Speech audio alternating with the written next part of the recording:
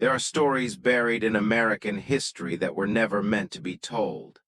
Not because they were forgotten, but because the people who knew the truth made sure it stayed hidden. No records, no public memory, no official acknowledgement, just silence. And sometimes silence is the loudest warning of all. In the spring of 1834, in the quiet farmland of central Virginia, something was uncovered that shattered the illusion of safety in a close-knit rural world. 47 children. Hidden beneath an ordinary farmhouse. Chained, starving, alive but barely. They came from different places, different families, different lives. They didn't look alike, they didn't speak the same way. But when authorities tried to question them, every single one gave the same answer, a single name. Mother Sullivan. At first, the name sounded harmless, almost comforting. But what investigators would soon realize was that nothing about this situation was normal. And nothing about the woman they called Mother was what it seemed. The case would go on to become one of the most disturbing hidden crimes of early American history, not just because of what was discovered, but because of how long it had gone unnoticed. To understand how something like this could happen, you have to step back to a time when communities were smaller, trust was automatic, and questioning your neighbors was something people simply didn't do. The area was known as Millbrook, a rural settlement made up of scattered farms, dirt roads, and families who had known each other for generations. Life there followed a predictable rhythm.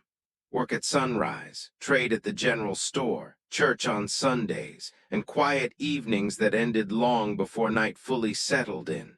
Everyone knew everyone, or at least they believed they did. On the far edge of that community sat the Sullivan property, a modest farmhouse surrounded by open land. Nothing about it stood out. White wooden walls, wide porch, a red barn set back behind the house. To anyone passing by, it looked like any other farm. And that was the first reason no one suspected anything. Because evil rarely announces itself. It blends in, it adapts, it looks ordinary. The land had been purchased years earlier by a man named Ezra Sullivan, a quiet figure, not particularly social, but not suspicious either. His wife, Constance Sullivan, was better known in the community, soft-spoken, polite, deeply religious. She attended church when she could, spoke gently, and carried herself in a way that made people trust her without question. If anyone had been asked to describe her at the time, they would have said the same thing. Kind, respectable, private, and that image was carefully maintained. Whenever questions came up, and occasionally they did, Constance always had an answer ready. She told neighbors that she and her husband were caring for orphaned children, relatives, distant family connections. Children who had nowhere else to go. It sounded believable. In fact, it sounded admirable. In a time when illness, poverty, and death often left children without families, taking in orphans was seen as an act of compassion. And that explanation became the shield that protected everything. People would sometimes notice things, small details, a glimpse of a child in a wagon, extra supplies being purchased at the store, lights on late at night. But each time the explanation made sense. They're shy. They've been through a lot. They need time. And that was enough, because people don't question what they want to believe. The local shopkeeper noticed the food orders were unusually large. Flour, salted meat, cornmeal, enough to feed far more than 2 adults. But Constance would smile gently and remind him about the children. The doctor in the area was occasionally called to the farm, but never allowed to examine the patients directly, always given descriptions instead. Always told the children were frightened, too fragile to see strangers, and even that was accepted, because nothing about the Sullivan household ever crossed the line into obvious suspicion. It stayed just within the boundaries of what people were willing to ignore. That's how systems like this survive, not by hiding completely, but by appearing just normal enough. For over 20 years, that illusion held. 20 years of silence. 20 years of deception. 20 years of something happening beneath the surface that no one chose to see. Until one winter, everything began to change. It started quietly, like most turning points do. A storm, a traveler, and a single night that didn't feel right. The first crack in the illusion didn't come from suspicion. It came from circumstance, something no one could control. A winter storm. In February of 1834, Virginia was hit with one of the harshest cold spells in years. Temperatures dropped fast, roads became difficult to travel, and anyone caught outside after dark was taking a real risk. That's where the story shifts, because on one of those nights a traveler lost his way. His name was Jacob Stern, a merchant moving between towns, used to long journeys, used to handling rough conditions, but that night the storm changed everything. The wind picked up, visibility dropped, and within minutes he realized he wasn't going to make it to the next town. He needed shelter immediately. Through the snow he saw a light, a farmhouse, the Sullivan property. He approached carefully, knocked, waited, the door opened, and there she was, Constance Sullivan, calm, composed, exactly as the community knew her. She didn't hesitate, didn't question him. She invited him inside. At first everything felt normal. A simple meal, warmth from the fire, a place to rest. But something didn't sit right. It wasn't anything obvious. It was the atmosphere. The way the house felt, quiet but not peaceful, controlled. Jacob noticed the way Constance and Ezra looked at each other. Small glances, unspoken communication, as if they were constantly aware of something else, something unseen. When he asked about the children, Constance gave the same explanation everyone had heard before. They're resting. They've been ill. They shouldn't be disturbed. Her tone was gentle, convincing, but Jacob couldn't shake the feeling that something was being avoided. That night he lay awake longer than expected. Listening, at first there was nothing, just the sound of wind against the house. Then something else, faint, almost impossible to place. A sound beneath him, not loud, not clear, but unmistakable, crying, soft, muffled, like it was coming from somewhere it shouldn't. Jacob sat up, listening carefully. It came again, a weak sound, then silence. He waited. Nothing. The next morning he mentioned it, carefully, trying not to sound accusatory. Ezra dismissed it immediately. "The wind," he said. "Old houses make noise." And that was it. No concern, no curiosity, just dismissal. Jacob didn't push further. He left, but something stayed with him. Because sometimes your instincts recognize something before your mind can explain it. And that feeling didn't go away. 3 weeks later, something else happened, something far more serious. A young girl disappeared. Her name was Mary Catherine Flynn, an immigrant traveling with her family. They had been heading toward work opportunities, hoping to build a better life. But during a river crossing, she became separated, lost, alone, and by nightfall she found herself at the same place Jacob Stern had, the Sullivan farm. Once again the door opened. Once again she was taken in. And that was the last time anyone saw her alive. Her family searched, neighbors helped. A report was filed, but nothing was found, no trace, no sign. And eventually the search ended. People assumed the worst. Exposure wild animals, because in a world like that, those explanations made sense. But there was one problem. Mary Catherine had reached shelter, and no one ever questioned what happened after that. Then came the moment that changed everything. A local farmer, William Hutchinson, was out hunting near the Sullivan property. It was a quiet afternoon, nothing unusual, until he heard something. A scream, not playful, not distant, raw, desperate. He froze, because this wasn't normal.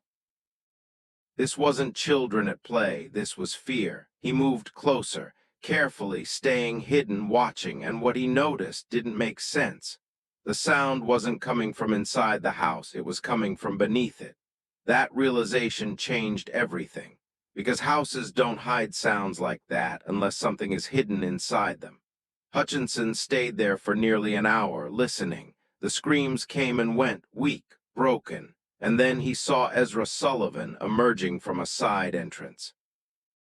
Not the front door, something lower, something concealed.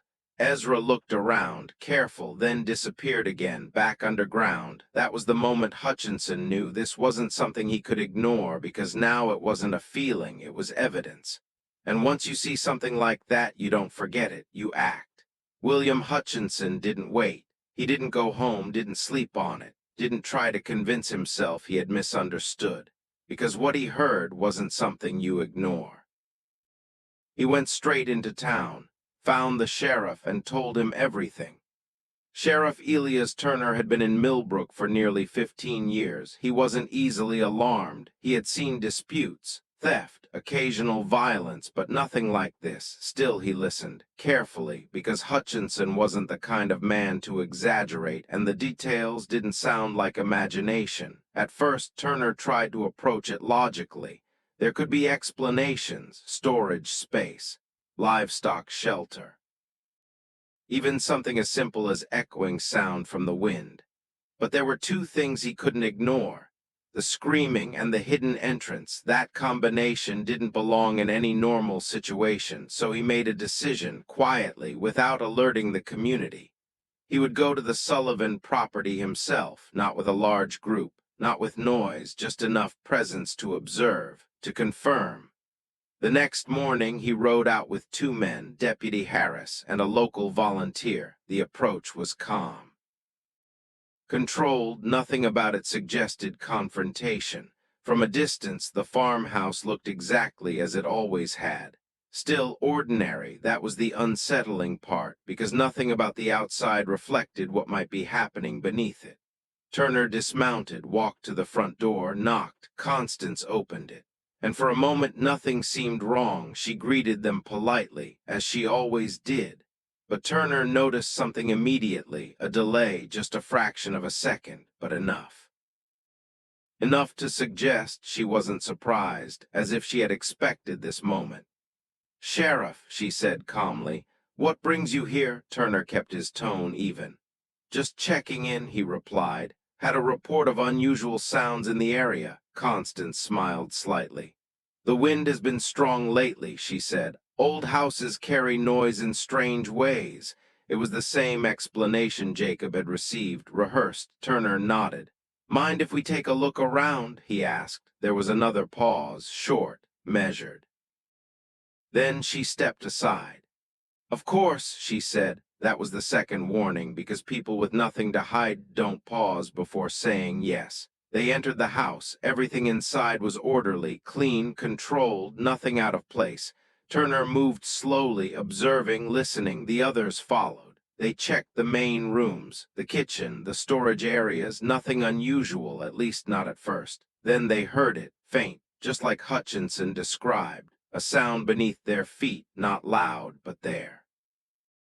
Unmistakable. Turner stopped, raised his hand slightly, silencing the others. They listened. And then it came again, a cry, weak, strained, but real. Turner looked at the floor, then at Constance. Her expression hadn't changed. That was the third warning, because she didn't react, not to the sound, not to their reaction, nothing. "Where is that coming from?" Turner asked. His tone still controlled, but sharper now. Constance didn't answer immediately. Then quietly, "I don't hear anything," she said. That was enough. Turner stepped forward, scanning the floor, looking for anything out of place, any sign of a hidden entrance. At first, nothing, then a detail, a slight seam in the wood, subtle but intentional. He moved toward it, knelt down, ran his hand across the surface, and felt it, a shift, not solid, not fixed. He stood up slowly, looked at the others, then back at Constance. "What's under here?" he asked. Silence. Not hesitation this time, stillness, because now the moment had arrived. Constance didn't step forward, didn't explain, didn't deny. She just watched, and that was the final confirmation. Turner nodded to Harris. "Open it," he said. Harris hesitated for a second, then moved, pressed against the panel. Nothing, then found the edge, applied pressure, and the floor shifted slowly, revealing darkness beneath. Cold air rose up, and with it something else. The sound, clear now, no longer faint. Voices, many of them, weak, desperate, alive. Turner didn't wait. He stepped forward and looked down. And in that moment, everything changed. Turner didn't speak. For a moment, he couldn't, because what he saw didn't fit into anything familiar. The space below wasn't small. It stretched further than expected, reinforced, built, not temporary, not accidental, deliberate. A narrow staircase led down, worn, used often. That detail alone said everything. This wasn't hidden storage. This was a place people lived. Turner descended first, slowly. Each step carrying weight, not just physical, but understanding. The air grew colder, thicker, harder to breathe, and then he reached the bottom. At first, his eyes struggled to adjust. Then shapes formed, figures, small, still, and then movement. 47 children packed into a space that was never meant to hold them. Some sitting, some lying against the walls, some too weak to move at all. Every single one watching, but not like children, not with curiosity, not with fear alone. With something else, conditioning, a kind of awareness that didn't belong at that age. Turner stopped at the bottom step because the reality hit all at once. This wasn't neglect, this wasn't abandonment, this was control, systematic, deliberate, sustained. Easy, he said quietly, not to calm them but to steady himself. Deputy Harris followed behind him, and when he saw it, he froze. God, he whispered, because there was no other word. Turner moved forward slowly, careful not to startle anyone, but the children didn't react the way he expected. They didn't rush toward him, didn't cry out for help, didn't move. They stayed exactly where they were, watching as if they had been trained not to respond. That was the most unsettling part, not just that they were there, but how they behaved. How long? Harris started but couldn't finish. Turner didn't answer, because the answer was already clear. Years. This had been happening for years. He approached one of the older children, a girl, thin, eyes sharp despite everything. "How long have you been here?" he asked. She looked at him, studied him, then answered, "We're not allowed to say." The words were quiet, but controlled, memorized. Turner felt something shift, because that wasn't fear speaking, that was instruction. "Who told you that?" he asked. The girl didn't hesitate. "Mother," she said, the same name, the same answer, given without question. Turner stood up slowly, looked around the room again, at the conditions, at the structure, at the system, and realized something worse. This wasn't just imprisonment. This was organization, food storage, sleeping areas, control points, everything arranged to maintain order, even here, even underground. "Get them out," Turner said, his voice firmer now. "Carefully." Harris nodded, moved toward the nearest child, knelt down. "It's all right," he said. "You're safe now." But the child didn't move, didn't respond. Just watched him, confused, not by fear, but by the concept of being free. Turner understood it immediately, because when someone has been controlled long enough, freedom doesn't feel real. It feels unfamiliar. There are stories buried in history that were never meant to be uncovered, not because they didn't happen, but because the truth behind them was too unsettling to preserve. Sometimes the past isn't forgotten. It's hidden, carefully, deliberately, and every now and then something slips through. A detail, a record, a discovery that wasn't supposed to be made, and when it does, it forces a question no one wants to answer. What really happened here? In Charleston, South Carolina, there is a cemetery older than the city around it. St. Michael's, a place where generations of wealth, power, and legacy were laid to rest. Tall stones, carefully carved names, dates that stretch back centuries. But among them, there are 9 graves that don't quite fit. Not because of who is buried there, but because of how they died. Between 1851 and 1855, 9 wealthy men, all connected to Charleston's upper class, died under nearly identical circumstances. Each one suddenly, each one without visible cause, and each one declared dead by physicians who could not fully explain what had happened. At the time, the explanation was simple: heart failure, stroke, natural causes, and in a city built on reputation, no one pushed further.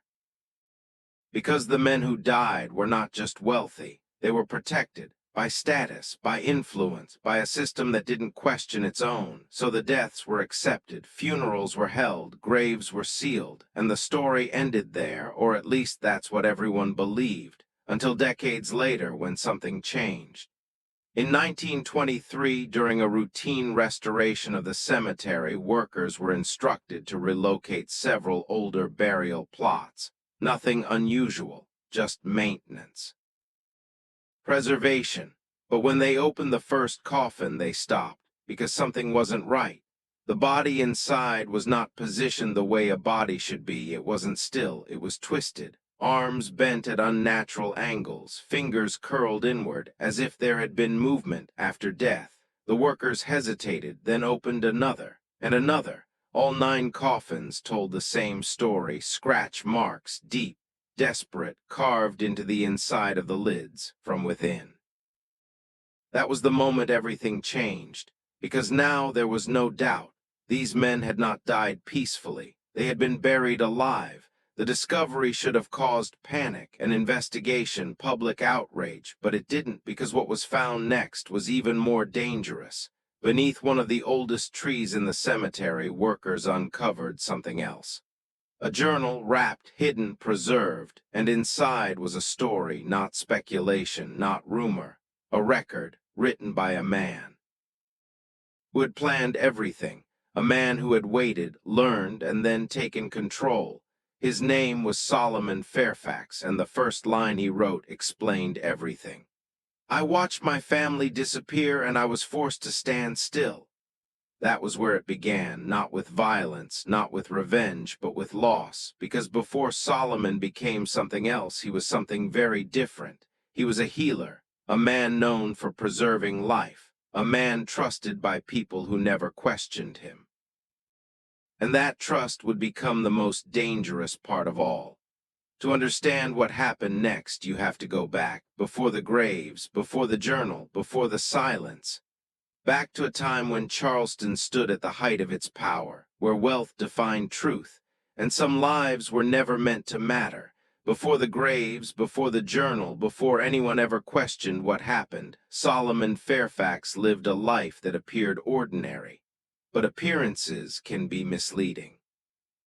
He was born in 1820, just outside Charleston, into a family that didn't belong to the elite but served them. His father worked as a field laborer, his mother a caretaker.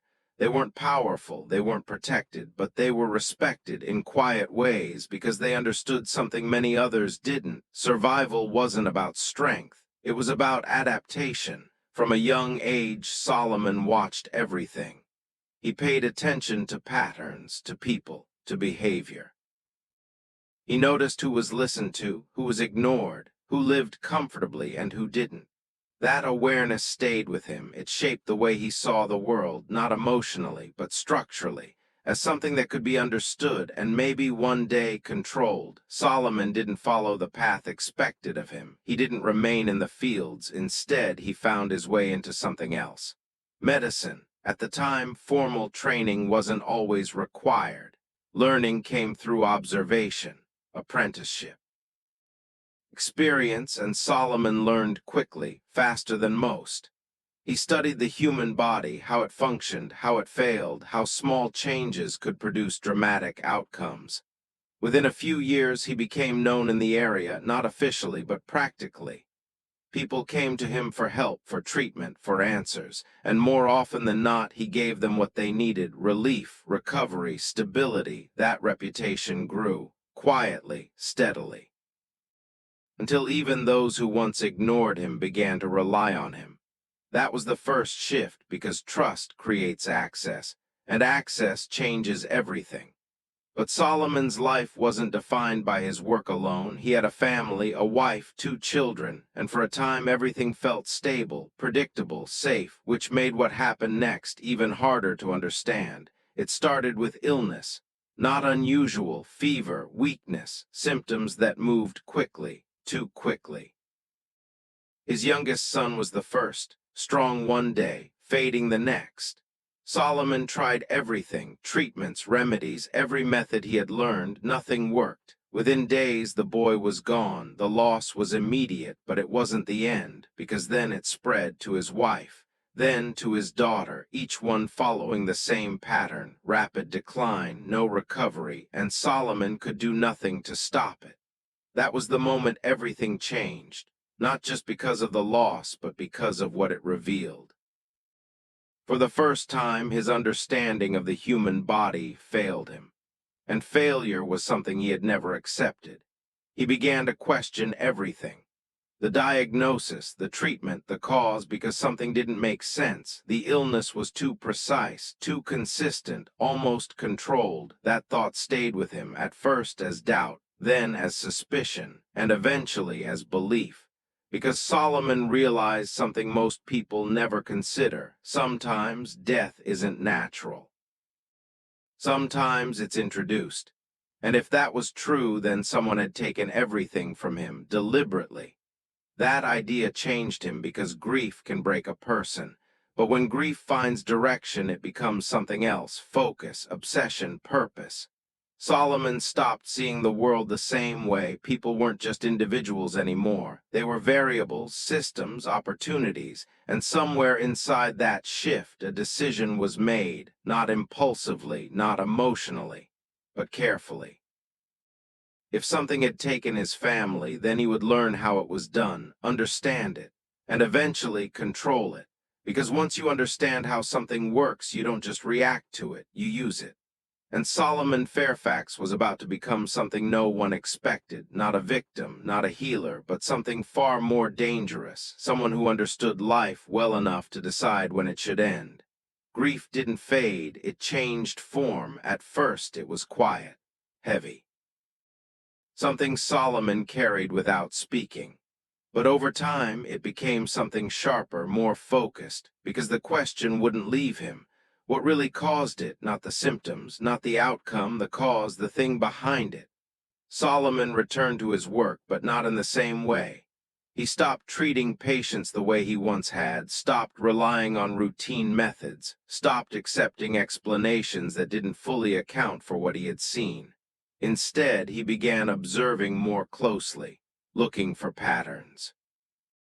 Subtle details others ignored: how long an illness took to develop, what changed first, what failed last. He documented everything, not in official records, in private notes, hidden, carefully written, because what he was doing was no longer standard practice. It was something else, something deliberate. The first shift came quietly. A patient, a man in his early 50s, well known in the area, respected. He came to Solomon complaining of fatigue, nothing severe, nothing urgent.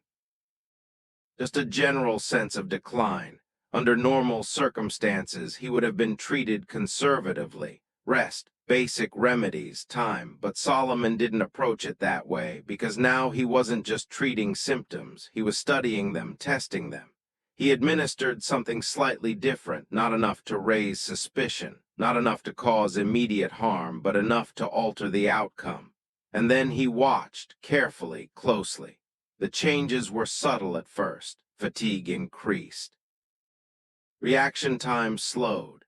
Then a shift in breathing. Then weakness. The progression matched something Solomon had already seen. The same pattern, the same sequence, the same decline. That was the moment he knew. This wasn't random, it wasn't natural, it was replicable, controllable. The man died 3 days later. The official cause: natural failure. No suspicion, no investigation, because nothing about it appeared unusual, except to Solomon, because he had created it. That should have been the end. A single test, a confirmation, something to prove a theory, but it was. Because once a boundary is crossed, it doesn't reset, it expands. Solomon didn't react emotionally. He didn't celebrate. He didn't hesitate. He adjusted, refined, improved. He began tracking variables: dosage, timing, physical condition. He compared outcomes, looked for consistency, eliminated unpredictability. And with each case, his understanding grew. Because this wasn't chaos, it was structure. And structure can be controlled. Over time, patterns emerged. Certain bodies responded faster. Certain conditions produced more reliable results. Certain methods were more precise. Solomon documented everything, not as stories, not as reflections, as data, clean, organized, objective, because to him this wasn't personal anymore, it was a system, and systems can be perfected. But there was one variable he couldn't control: visibility. Because as long as people were aware, there was risk. And risk was something Solomon had learned to eliminate, so he adapted again. He didn't choose random individuals anymore. He chose carefully. Men with influence, men with status, men whose deaths would never be questioned, because power protects itself. And in a society built on reputation, certain truths are never pursued. That was the final piece. Not just understanding how to end life, but understanding where it could be done without consequence.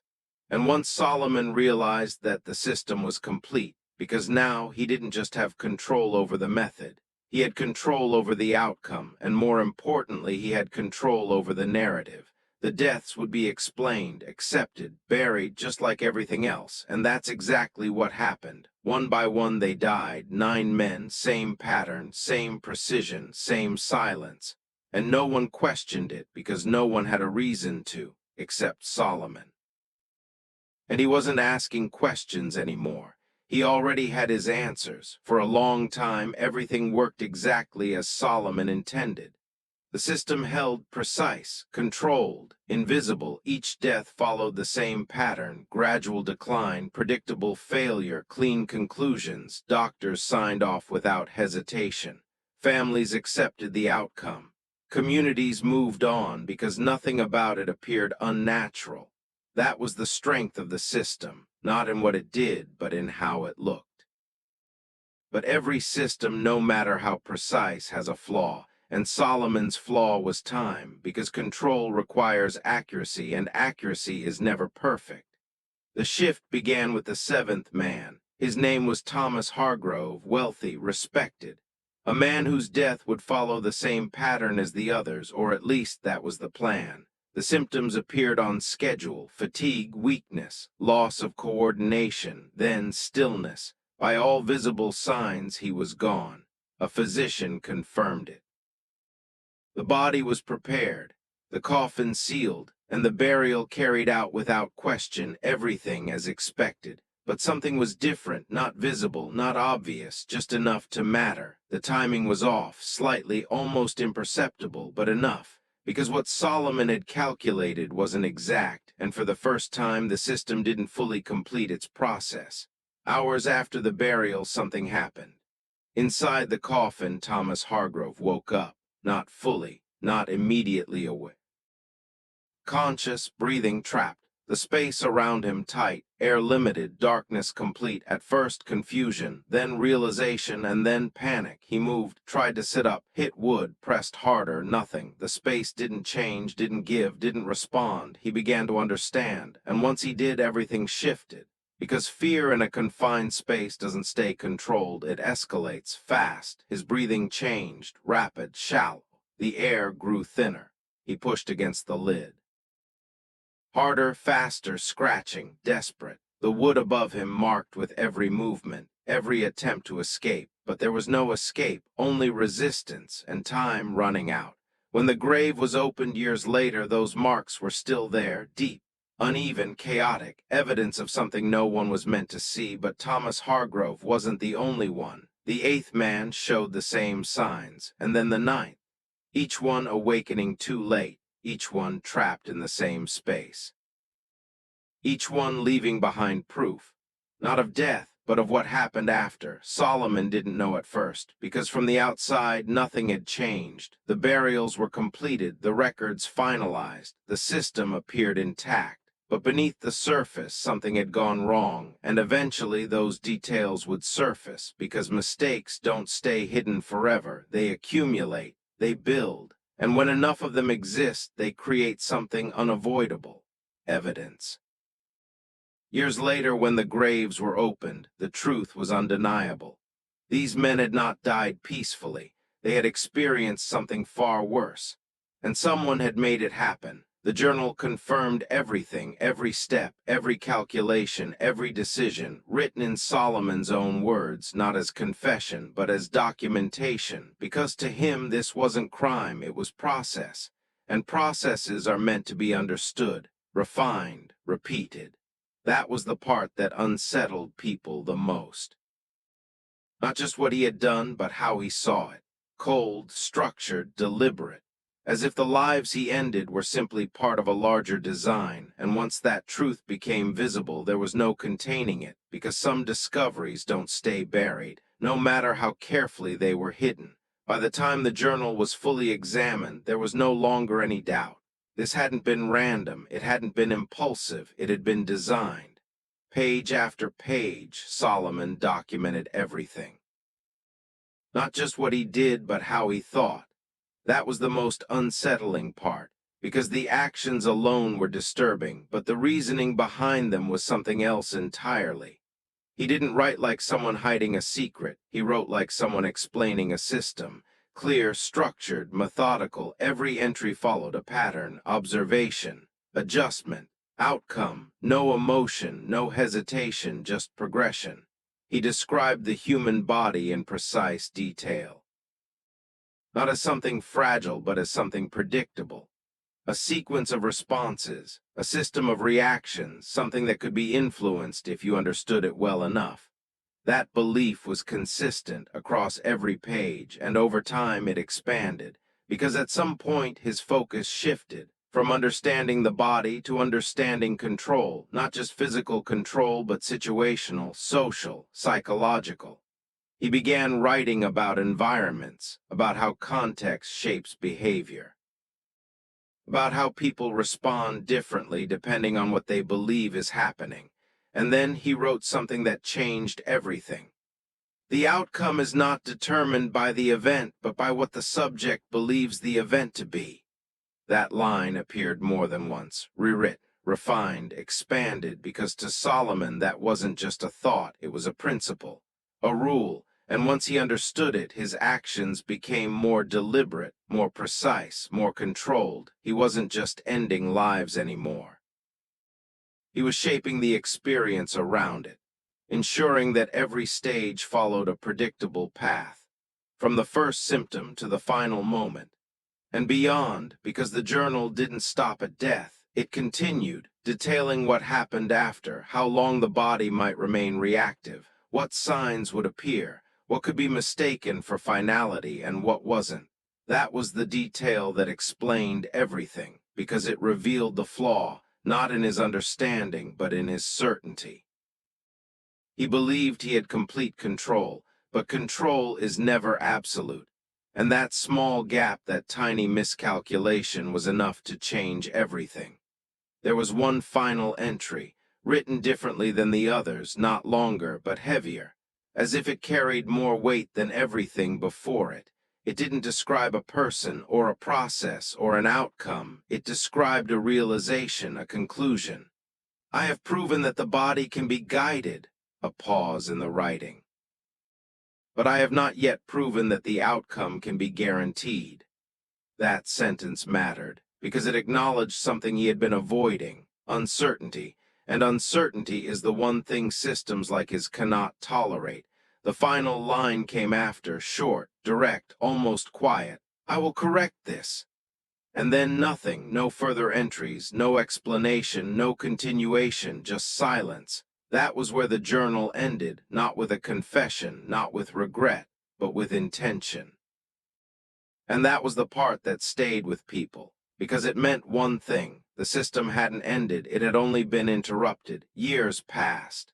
The discovery was documented, then buried again, not physically, but institutionally, because some truths are too disruptive to remain visible, too dangerous to fully acknowledge, and easier to contain than to confront. But the question never disappeared, it just changed form, from what happened to something far more unsettling. What if it wasn't isolated? What if it wasn't finished? What if someone like Solomon had succeeded, and no one ever noticed, because systems like his don't rely on chaos. They rely on precision, subtlety, and the assumption that no one is looking closely enough. And most of the time, that assumption is correct. For a long time, the story stayed buried, not erased, not destroyed, just contained. The journal was sealed, the findings archived, the graves restored, and officially nothing changed. Because acknowledging what had happened would have meant questioning something much larger: trust. The trust placed in those who appear to understand, the trust given to systems that seem controlled, the belief that if something looks normal it must be safe. That belief was never challenged, not publicly, not completely, but stories like this don't disappear, they shift. They move quietly through time, passed in fragments, reconstructed in pieces, until eventually someone asks the wrong question. Or the right one, and everything surfaces again, because what Solomon Fairfax created wasn't just a series of events. It was a framework, a way of thinking. A system built on one idea: if you understand something well enough, you can control it. And if you can control it, you can shape the outcome. That idea didn't end with him. It couldn't, because once a system exists, it can be learned, repeated, refined. The unsettling part isn't what he did, it's how easily it worked. How long it went unnoticed, how completely it blended into the world around it. Because nothing about it looked extreme, nothing about it triggered immediate alarm. It stayed just within the limits of what people were willing to accept. And that's why it lasted. Even now, the cemetery still stands. Visitors walk past the graves every day, names carved into stone, dates etched into history, and most of them never look twice, because they don't know what's beneath the surface, or what once happened there. And maybe that's intentional, because some stories aren't meant to warn, they're meant to stay hidden. But every once in a while, someone notices something small, a detail that doesn't fit, a pattern that feels too consistent, a question that doesn't have a comfortable answer. And when that happens, the silence breaks, just enough to remind you that the past isn't gone, it's waiting. And sometimes it's closer than you think, because the most dangerous systems are the ones that don't look dangerous at all. They don't stand out. They don't announce themselves. They operate quietly within the boundaries of what people expect. And by the time they're recognized, they've already done exactly what they were designed to do. So the real question is what happened back then. The real question is how many systems like that exist now, unnoticed, unchallenged, and completely understood by the people who built them. And if history has shown anything, it's this: when control becomes precise enough, it doesn't need to hide. It only needs you not to look too closely, uncertain. He turned toward the stairs. "Bring blankets," he called out. "Food, water, everything." The men above moved quickly, because now there was no doubt left, no explanation that could soften this. No version of the story that made it acceptable. This was something else, something that should have been impossible, and yet it had been happening. Right beneath their feet, for years, and no one had seen it, or worse, no one had chosen to look. The moment the first child was brought upstairs, everything changed. The illusion was gone. There was no returning to normal, no explanation that could contain what had been found. Only one question remained: how had this been allowed to exist? Turner stepped back into the main room. The house felt different now, smaller, exposed, like the truth had stripped something away. Constance Sullivan stood exactly where he had left her, not pacing, not panicking, waiting. That was the part that unsettled him the most, because nothing in her posture suggested surprise or fear, just awareness. "You knew we would find it," Turner said, not a question, a statement. Constance looked at him. "Yes," she replied. The answer came without hesitation, without emotion, as if this moment had already been accounted for. Turner took a step closer. "How long?" he asked. Constance didn't look away. "Long enough," she said. That wasn't an answer, but it was the truth she chose to give. Turner's voice hardened. "You've been keeping children locked under this house." Still no reaction. "No," she said, a pause. "I've been keeping them alive." That was the first real shift, because it reframed everything, not as denial, as belief. Turner stared at her. You call that living? He asked. Constance tilted her head slightly. You're looking at it from the outside, she said. Of course you don't understand. That calm certainty was what made it dangerous, because she wasn't defending herself. She was explaining something she believed was necessary. They were abandoned, she continued, left to die, forgotten by families who couldn't keep them alive. Another pause. I gave them structure. Turner shook his head. You took their freedom, he said. Constance didn't disagree. Yes, she said, and because of that, they survived. The logic was simple, disturbingly simple. And that's what made it effective. Turner stepped closer again. You don't get to decide that, he said. Constance's expression shifted slightly, not anger, recognition. Someone always does, she replied, a pause. Most people just don't admit it. Silence filled the room because there was truth in that statement, twisted but real. You built a system, Turner said. Yes, you controlled everything. Yes, and you think that makes you right? Constance held his gaze. No, she said, another pause. I think it makes me necessary. There it was again, not morality, necessity. That was the foundation of everything she had done. Turner looked around the room, at the house, at the structure, at the carefully maintained illusion, and then back at her. This ends now, he said. For the first time, something shifted in her expression, not fear, something closer to disappointment. You think this ends because you found it? She asked. Turner didn't respond. You don't understand what you've interrupted, she continued. This was stable, controlled, predictable. And now, she gestured slightly toward the cellar, you've broken that. Turner stepped forward. No, he said, you broke it a long time ago. That was the moment the conversation ended, because now there was nothing left to argue, only consequences. Behind them, more children were being brought upstairs, wrapped in blankets, given water, some still silent, some beginning to react. Some crying for the first time. The reality of what had been done was no longer contained. It was visible, and once something like that becomes visible, it can't be controlled anymore. Turner signaled to his men. Secure the house, he said. Don't let anyone leave. Constance didn't resist, didn't run, didn't argue. She just stood there, watching everything unfold, as if she already understood how it would end. By nightfall, the house was no longer quiet. Where there had once been silence, there was movement, voices, urgency. The sound of something hidden finally brought into the open.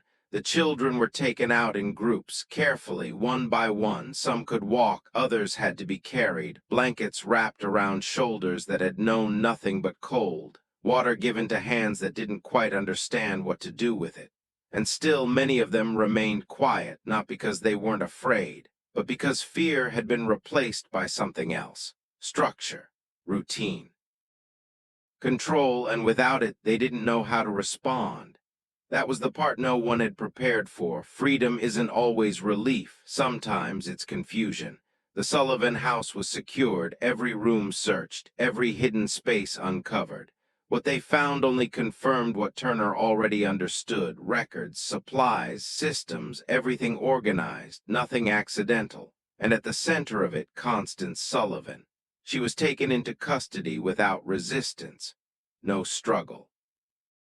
No attempt to escape, just compliance, as if this outcome had always been part of the equation. When they questioned her, she answered, not defensively, not emotionally, clearly, directly. She explained how it began, one child, then another, each one taken in under the same justification. They needed help, they needed care, and over time that justification became something else. A system. A structure she believed was more reliable than the outside world, more predictable, more controlled. And in her mind, more effective.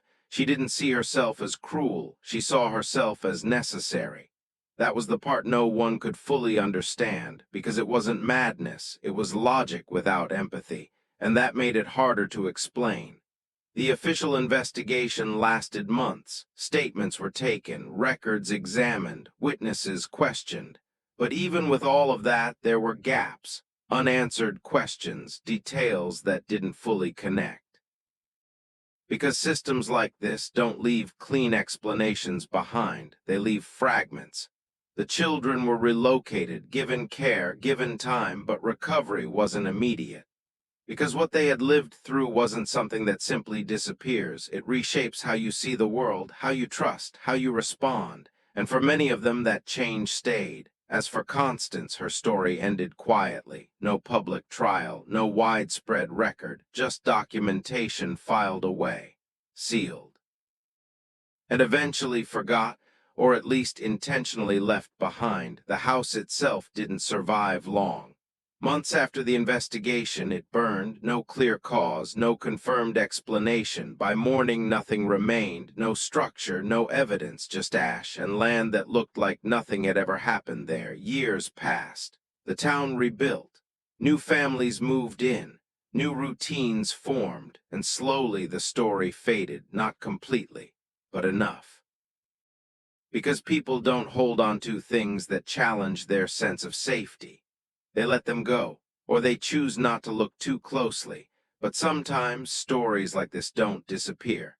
They change form, they become questions, unanswered, unresolved. And one question remained long after everything else had been buried. Not about what happened, but about how it happened. How something so controlled, so deliberate could exist for so long without being seen, because the truth is it wasn't invisible.